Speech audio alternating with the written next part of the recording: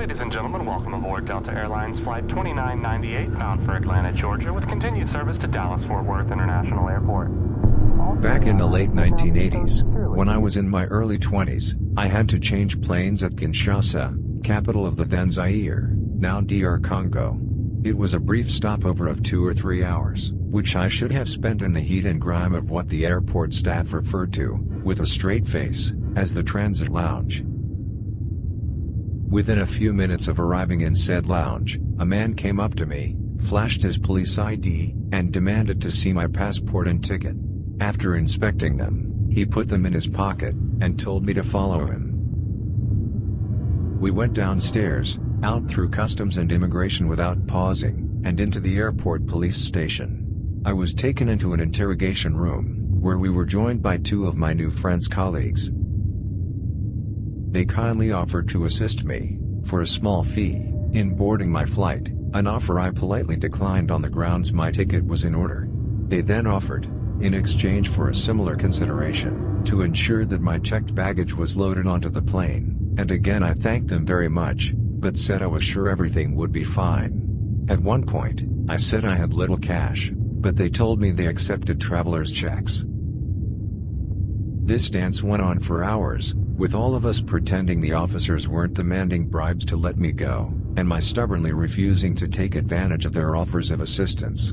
Eventually, my plane landed, and they gave up. I found myself at the bottom of the 747 steps, arguing with cabin crew, who, understandably, weren't keen to let me board without a passport or ticket. Eventually, a police officer shambled across the tarmac and returned my documents. It was only when I settled into my seat that I realized what a fool I had been. What felt at the time like a game, which I'd won, could have caused me real problems. For the sake of £20, though that really was a lot to me back then, I'd risked missing my plane, and possibly spending time in a Zairean jail. How long would it have taken the British consul to discover I was missing, and then find me? What might have happened to me in my cell during that time? But I was young, naive, and it was my first time out of Europe. Thank God the onboard booze and cattle class was free back then. Otherwise, I'd have blown £20 on getting drunk.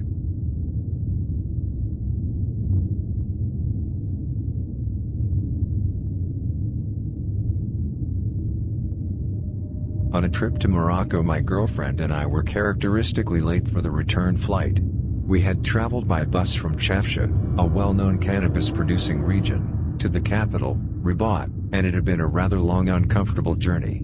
It was made a lot worse by the fact that for the last couple of days I had had a rather loose stomach. We got to the airport with about 40 minutes until our flight took off, so we rushed through check-in, changed what little money we had left, pushed to the front of the passport queue, and then tried to get through security.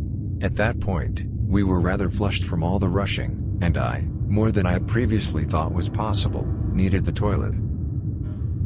Inevitably, the guy in security pulled us to one side to take a closer look at our bags.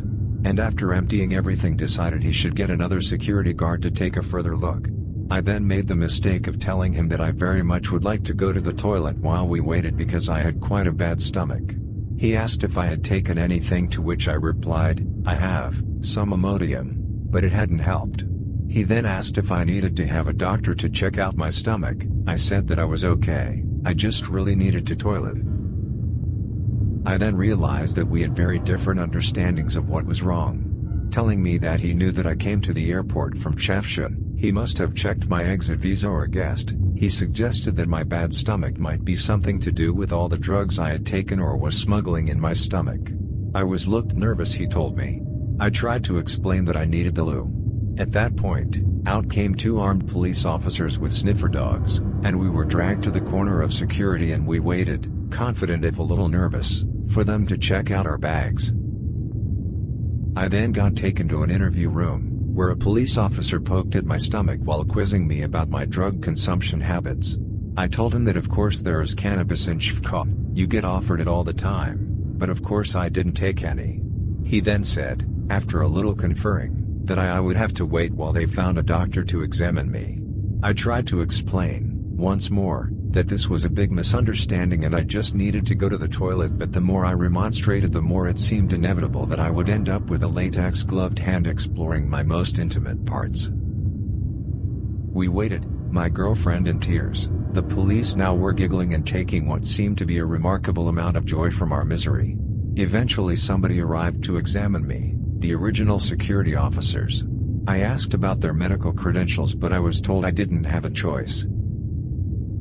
Round the corner I went with him. We stopped outside a disabled toilet and he pointed to the door. Finally, I thought. And then it became obvious that the disabled toilets were in fact the examining room and he was coming in with me.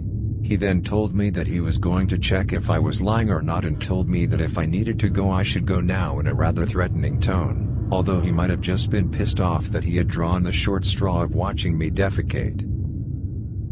I was just about to ask if he could leave me alone while I went, but I no longer cared. Down came my trousers, and while I enjoyed an explosive, thundering poo, my bottom turning temporarily into an aerosol of feces, I looked up at him and with a smug smile that said, "Well, I did tell you." After a minute or so, he left me to it. And by the time I returned, my girlfriend was packing our bags once more, still a little shaken and uncertain as to where they had taken me. The plane ended up being delayed, so we even got our flight. But it's taught me a lot. There are always bastard cops wherever you are. Learning your rights is up there with remembering your passport, and make sure you carry money in case you need to bribe somebody in a disabled toilet in an airport in order to get home.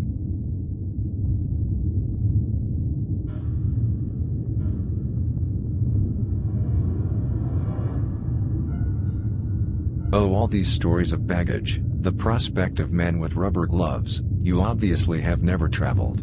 Try being in a wheelchair. I have a story for every time I have flown with my power wheelchair, from the very helpful check-in lady in Vegas demanding that I try and walk. Really? I'd never thought of that? Let me give it a go just for you, to the paratransit bus that had a lift that failed with me inside the bus, as we're parked outside the airport and the departure time getting ever closer. However, there is one that will remain with us for all time. Flying from Vancouver Airport to Orlando for a massive family holiday.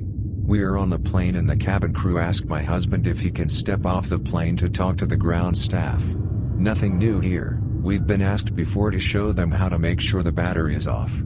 My husband is gone for a little longer than I would have thought, and the cabin crew come back and ask for our address in Florida. Not normal. My ashen-faced husband gets back on the plane to tell me that they have dropped my $25,000 custom-built power wheelchair from 20 feet onto concrete and it is destroyed. And we're on our way to our holiday. To cut a very long story short, the holiday was painful. You can't just rent a replacement chair, so I mean literally painful with the chair that I had. It took 5 months before everything was finished. It was the airline's responsibility, but not their fault. Vancouver ground crew put it in a freight elevator without putting brakes on and leaving the back door of the elevator open. 350 pounds of chair flying through the air, could have killed someone. The airline, WestJet, were wonderful and did everything they could, and I ended up with a lifelong friend from their mobility specialist in customer service. And they replaced the chair, without us ever having a crossed word anywhere in the proceedings. Has it put me off flying? Nah. Flying again this year with WestJet. My mobility specialist friend already has the flights marked on her calendar. I've said I expect the chair to be wrapped in industrial strength bubble wrap. Your baggage is late? No worries.